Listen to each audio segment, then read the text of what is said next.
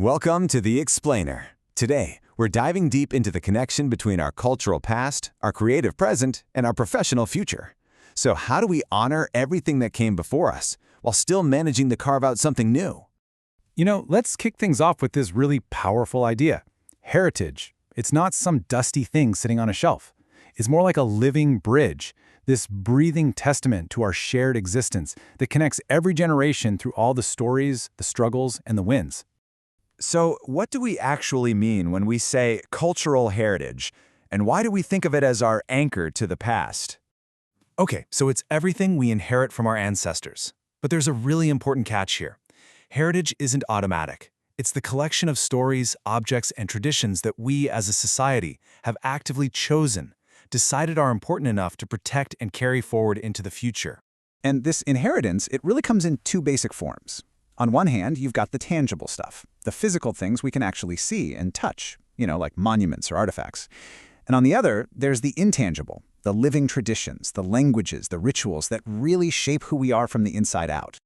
And this right here, this brings us to a huge shift in how we think about this stuff today. The whole conversation has moved on from just preserving the past like it's in a museum. The real question now is, what can our heritage actually do?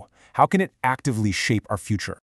But what happens when the sheer weight of that past, the gravity of all that tradition, starts to smother the fire of new ideas?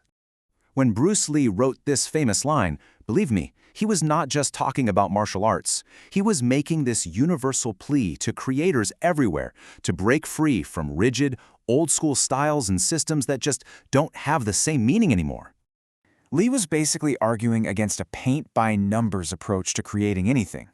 It's this idea that popped up in art criticism back in the 50s and 60s, this fear that everyone just conforming would lead to what some critics called a nightmare of suburban mediocrity. Lee wanted artists to look at reality for themselves, not just follow a map someone else drew. So this call for individual expression, it really gets to the core of what drives a creator. Are you doing this purely for yourself, for self-expression? Or are you looking for recognition from your peers, your colleagues?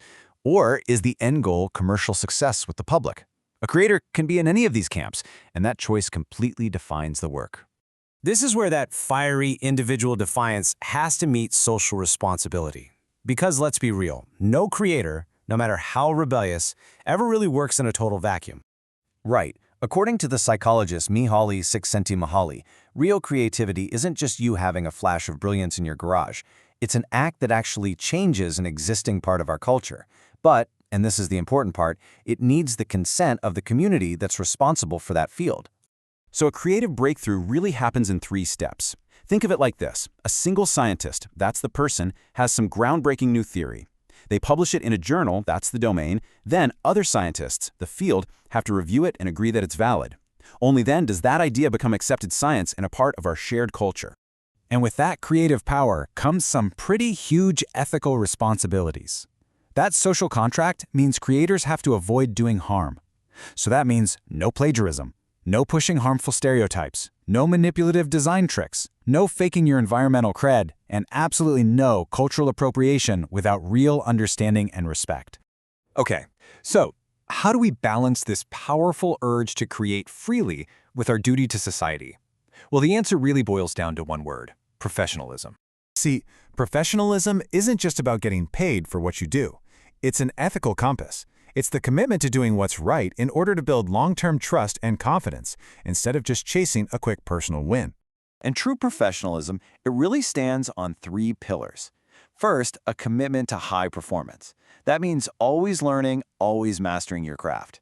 Second, a high standard of conduct, acting with honesty and integrity. And third, a really deep sense of responsibility to society and to the planet. So, all of this, it brings us to our final and maybe most important point: how we can consciously start building our shared future, a future that we are literally creating right now. Our responsibility isn't just to passively act like museum curators for the past, it is to ethically and creatively build the heritage of tomorrow. And that requires foresight, the ability to think about the future, to see change coming, and to make sure our culture stays alive and relevant. And that forces us to completely flip our perspective. We have to stop looking only at what heritage was and start asking what it could become.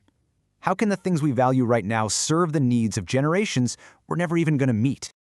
So as we wrap this up, let's make it personal.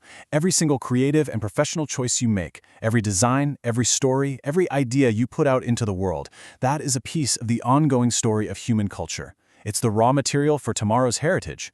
So the question is, what are you going to leave behind?